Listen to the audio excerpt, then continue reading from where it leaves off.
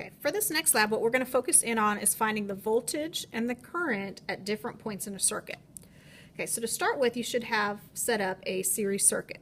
So it's a series circuit because if I start on one end of the battery, I can go through the entire circuit, go through every resistor, and then back. So it makes one complete loop or one complete line.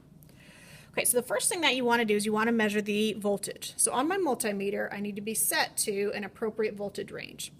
I've chosen to hook up two batteries, which means my meter will not give me a reading if I'm at 2 volts, but it will give me a reading if I'm at 20 volts. Okay, when measuring voltage, the only thing you have to do is touch your red and your black on either side of whatever you want to measure. So for this resistor, that would be how I'd measure voltage 1. If I want to measure the voltage just across resistor 2, just across resistor 3, and then I can do any combination of the voltage across each circuit. Okay, so your whole circuit's set up, and then just touch your red and your black on either side. Okay, positives and negatives don't matter because if I switch my red and black, then I get rid of that negative sign. Okay, hit pause on the video and collect your data for your series circuit.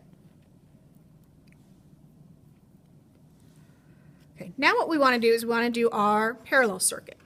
So if you remember from the resistance lab, I told you the easiest way to do your parallel circuit was kind of flip your board 90 degrees. So right now I have all 3 resistors wired in a parallel combination.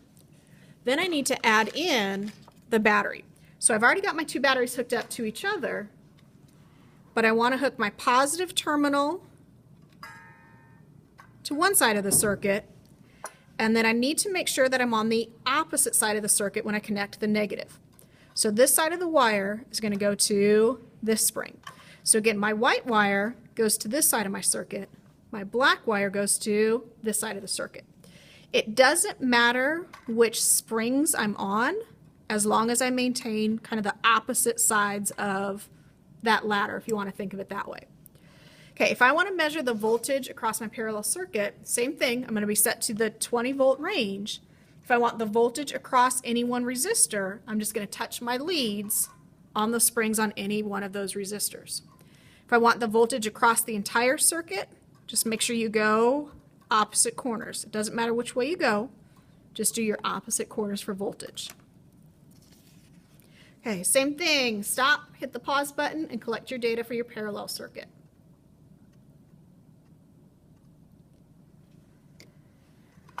Okay, the next step is we want to measure current for our series circuit. Okay, if you remember from the Ohm's Law lab, when we measured current, the multimeter had to be part of the circuit.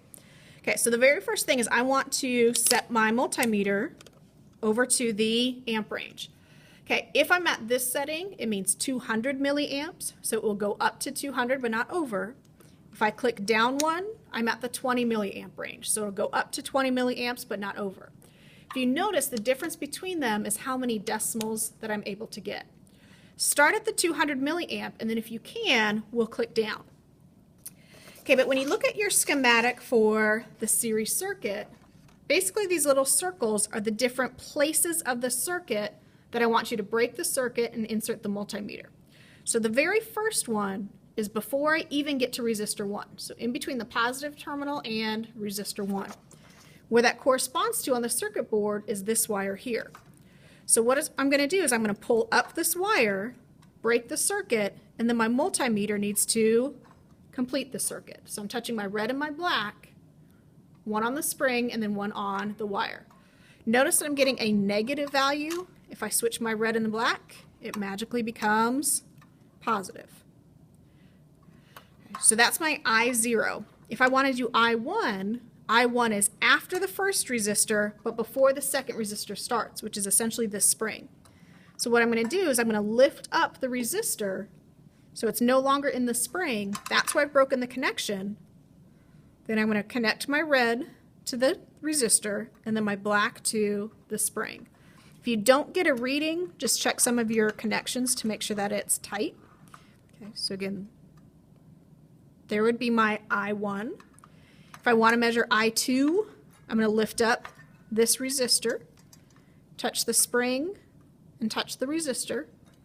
And then finally I3, I would be pulling this wire because that's what goes back to the battery. Okay, again, hit pause, stop the video, and collect your data.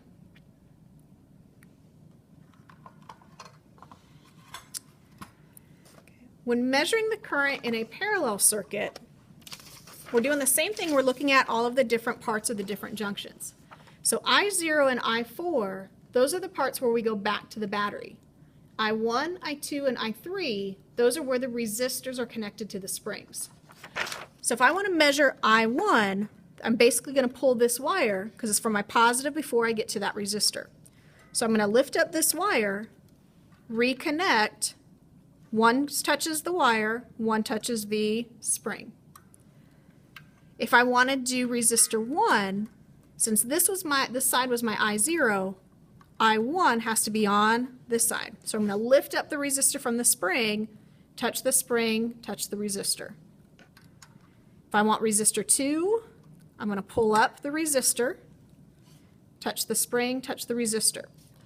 Now when I go to do I3, since this is the wire back to the battery, I3 has to be on the other side of that. So I'm going to touch here and here to get my measurement for I3. Then for I4, I want to go with the wire that's going back to the battery. So this would be my I4. Okay, so again, touch the wire, touch the spring. Okay, stop the video and make your own measurements.